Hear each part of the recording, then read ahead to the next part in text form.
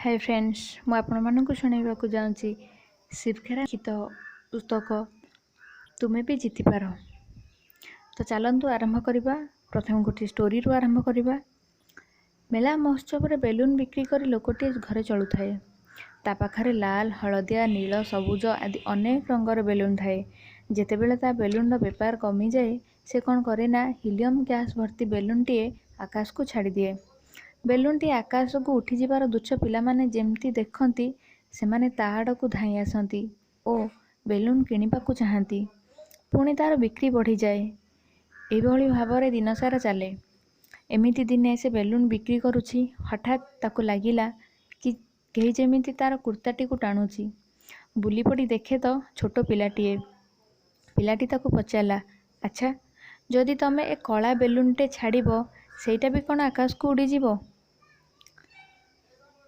ପିଲାଟିର ଆଗ୍ରହ ଦେଖି ଲୋକଟି ଖୁବ୍ ଶ୍ରଦ୍ଧାରେ କହିଲା, ବାବୁରେ, ବାହାରର ରଙ୍ଗ ନୁହେଁ, ତା ଭିତରେ ଯାହା ସବୁ ଅଛି ତାରି ଯୋଗୁଁ ବେଲୁନ୍ ଉପରକୁ ଉଠିଯାଉଛି। ବେଲୁନ୍ଟି ପାଇଁ ଯାହା, ଆମମାନଙ୍କ ଜୀବନ ପାଇଁ ବି ଠିକ୍ ସେଇଆ। ଆମ ଭିତରର ସାମର୍ଥ୍ୟ ହିଁ ଆମକୁ ଉପରକୁ ଉଠାଏ ଏବଂ ସେହି ସାମର୍ଥ୍ୟ ହେଉଛି ଆମର ମନୋବୃତ୍ତି। କିଛି ଲୋକ, କୌଣସି ସଂସ୍ଥା ବା ଦେଶ ଅନ୍ୟମାନଙ୍କ ତୁଳନାରେ କାହିଁକି ଅଧିକ ସଫଳ ସେ ବିଷୟରେ ଆପଣ କେବେ ଚିନ୍ତା କରିଛନ୍ତି କି? ସେମାନଙ୍କ ସଫଳତା ପଛରେ ଏମିତି କିଛି ଗୋପନ ରହସ୍ୟ ନାହିଁ। ଅସଲ କଥା ହେଲା, ସଫଳ ଲୋକଙ୍କର ଚିନ୍ତାଧାରା ଓ କାର୍ଯ୍ୟଗୁଡ଼ିକ ଅଧିକ ଫଳପ୍ରଦ। ମଣିଷମାନେ ଯେ ସବୁଠାରୁ ଗୁରୁତ୍ୱପୂର୍ଣ୍ଣ ମୂଳଧନ, ଏହି ସରଳ ତଥ୍ୟଟି ପ୍ରତି ସେମାନେ ଅଧିକ ସଚେତନ ରହିଥାନ୍ତି ଏବଂ ମଣିଷମାନଙ୍କ ଉପରେ ଆସ୍ଥା ରଖି ସେମାନେ କାମ କରିଯାଆନ୍ତି। କୌଣସି ବ୍ୟକ୍ତି, ସଂସ୍ଥା ବା ଦେଶର ସଫଳତା ଲୋକଚରିତ୍ର ଉପରେ ସତତ ନିର୍ଭରଶୀଳ ବୋଲି ମୁଁ ବିଶ୍ୱାସ କରେ। ପୃଥିବୀର ବହୁ ବଡ଼ ବଡ଼ ବ୍ୟବସାୟିକ ସଂଗଠନରେ କର୍ମକର୍ତ୍ତାଙ୍କ ସହ କଥାବାର୍ତ୍ତା ବେଳେ ମୁଁ ସେମାନଙ୍କୁ ଗୋଟିଏ ପ୍ରଶ୍ନ ପଚାରିଥାଏ। ଯଦି ଆପଣଙ୍କ ପାଖରେ କାଉଁରୀ କାଠିଟିଏ ଥାଆନ୍ତା ଏବଂ ଅଧିକ ଉତ୍ପାଦନ ଓ ଲାଭ ଦ୍ୱାରା ଆପଣ ବ୍ୟବସାୟରେ ଉନ୍ନତି କରିବା ପାଇଁ ଆବଶ୍ୟକ କିଛି ଗୋଟିଏ ପରିବର୍ତ୍ତନ ଆଣିବାର ସାମର୍ଥ୍ୟ ସେ କୁହୁକ କାଠିଟିର ଥାଆନ୍ତା, ତେବେ ଆପଣ କି ପରିବର୍ତ୍ତନ କରନ୍ତେ? ସମସ୍ତେ ଗୋଟିଏ ମାତ୍ର ଉତ୍ତର ଦିଅନ୍ତି। ସେମାନେ କୁହନ୍ତି, ଯଦି ଲୋକମାନଙ୍କର ମନୋଭାବରେ ପରିବର୍ତ୍ତନ ହୁଅନ୍ତା ତେବେ ସମସ୍ତେ ଭଲରେ ମିଳିମିଶି କାମ କରିପାରନ୍ତେ ଏବଂ ତା ଫଳରେ କ୍ଷତିର ପରିମାଣ କମିଯାଆନ୍ତା ଓ କର୍ମଚାରୀମାନେ ଅଧିକ ବିଶ୍ୱସ୍ତ ହୁଅନ୍ତେ ଏବଂ ଅନୁଷ୍ଠାନଟି କାମ କରିବାର ପରିବେଶ ଆହୁରି ଅନୁକୂଳ ହୋଇପାରନ୍ତା। ଚାଲନ୍ତୁ ଏବେ ଦେଖିବା ସର୍ବଗୁଣ ସମ୍ପନ୍ନ ବ୍ୟକ୍ତିତ୍ୱ, ଟୋଟାଲ କ୍ୱାଲିଟି ପିପୁଲ୍। ଗ୍ରାହକ ସେବା ବିକ୍ରୟ କୌଶଳ, ଯୋଜନା ପ୍ରସ୍ତୁତି ଆଦି କେତେଗୁଡ଼ିଏ ତାଲିମ କାର୍ଯ୍ୟକ୍ରମରେ ଭାଗ ନେଇ ମୁଁ ଗୋଟିଏ ସିଦ୍ଧାନ୍ତରେ ପହଞ୍ଚିଛି। ତାହା ହେଲା, ଏହି କାର୍ଯ୍ୟକ୍ରମଗୁଡ଼ିକ ଖୁବ୍ ସଫଳ ହୋଇପାରନ୍ତା ଯଦି ସେମାନେ ସେମାନଙ୍କର ଉପଯୁକ୍ତ ମୂଳଦୁଆ ଥାଆନ୍ତା। ସେହି ମୂଳଦୁଆଟି ହେଲା TQP। ଆପଣ ଯଦି ପଚାରିବେ TQP କ'ଣ? TQP ହେଲା ଟୋଟାଲ କ୍ୱାଲିଟି ପିପୁଲ୍ ବା ସର୍ବଗୁଣ ସମ୍ପନ୍ନ ବ୍ୟକ୍ତିତ୍ୱ। ସଚ୍ଚରିତ୍ର, ସଦାଚାର, ଉଚିତ ମୂଲ୍ୟବୋଧ ଏବଂ ସକାରାତ୍ମକ ମନୋବୃତ୍ତି ସମ୍ପନ୍ନ ବ୍ୟକ୍ତିତ୍ୱ। ମୋତେ ଭୁଲ ବୁଝିବେନି, ଉପରୋକ୍ତ କାର୍ଯ୍ୟକ୍ରମଗୁଡ଼ିକ ଆବଶ୍ୟକତା ନାହିଁ ବୋଲି ମୁଁ କହୁନାହିଁ। ମୁଁ ଏତିକି କହୁଛି ଯେ ସେଗୁଡ଼ିକୁ କେବଳ ଉପଯୁକ୍ତ ମୂଳଦୁଆ ଥିଲେ ହିଁ ଫଳପ୍ରଦ ହୋଇପାରିବ। ସର୍ବଗୁଣ ସମ୍ପନ୍ନ କର୍ମଚାରୀମାନେ ହିଁ ଗୋଟିଏ ବ୍ୟବସାୟିକ ସଂଗଠନରେ ସେହି ଆବଶ୍ୟକୀୟ ପୁଞ୍ଜି। ଏଇ ଧରନ୍ତୁ, ଗ୍ରାହକ ସେବାର ମନୋବୃତ୍ତି ହେଉଥିବା କେତେଗୁଡ଼ିଏ ତାଲିମ କାର୍ଯ୍ୟକ୍ରମରେ ଅଂଶଗ୍ରହଣକାରୀମାନଙ୍କୁ ଗ୍ରାହକମାନଙ୍କ ସହ ମଧୁର ସମ୍ପର୍କ ବ୍ୟବହାର କରିବାକୁ ଶିକ୍ଷା ଦିଆଯାଇଥାଏ। କିନ୍ତୁ ଜଣେ କର୍ମଚାରୀର ଅନ୍ତରରେ ଯଦି ସେବା ମନୋବୃତ୍ତି ନଥାଏ ତେବେ ସେ କେତେ ସମୟ ଉପର ଠାଉରିଆ ମଧୁର ବ୍ୟବହାର କରିପାରିବ?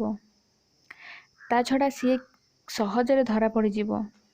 ଜଣକର ହସରେ ଆନ୍ତରିକତା ନଥିଲେ ତାହା ବରଂ ଅନ୍ୟମାନଙ୍କୁ ବିରକ୍ତିକର ମନେ ହେବ କିନ୍ତୁ ଖୁସିପ୍ରଦ ହେବ ନାହିଁ। ମୋର କହିବା କଥା ହେଲା, ବାହ୍ୟ ଆଚାର ଅପେକ୍ଷା ଆନ୍ତରିକତା ଅଧିକ ଗୁରୁତ୍ୱପୂର୍ଣ୍ଣ।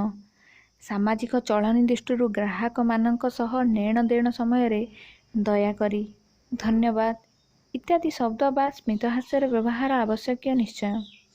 କିନ୍ତୁ ଏକଥା ମନେ ରଖିବାକୁ ହେବ ଯେ ସେବା କରିବାରେ ଆନ୍ତରିକ ମନୋବୃତ୍ତି ଥିଲେ ହିଁ ବାହ୍ୟାଚାର ଗୁଡ଼ିକ ସହଜରେ ଜଣଙ୍କ ବ୍ୟବହାରରେ ଫୁଟି ଉଠିବ।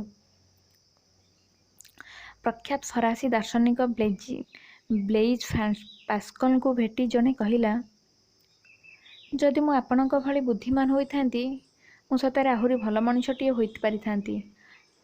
କିନ୍ତୁ ପାସ୍କଲ ଏଥିରେ ଉତ୍ତର ଦେଲେ, ଭଲ ମଣିଷଟିଏ ହୋଇଯାଅ, ଦେଖିବ ତମେ ଆପେ ଆପେ ମୋ ଭଳି ବୁଦ୍ଧିମାନ ହୋଇଯିବ। ଆପଣଙ୍କ ମନୋବୃତ୍ତି ଆପଣଙ୍କୁ ସଫଳ କରାଏ।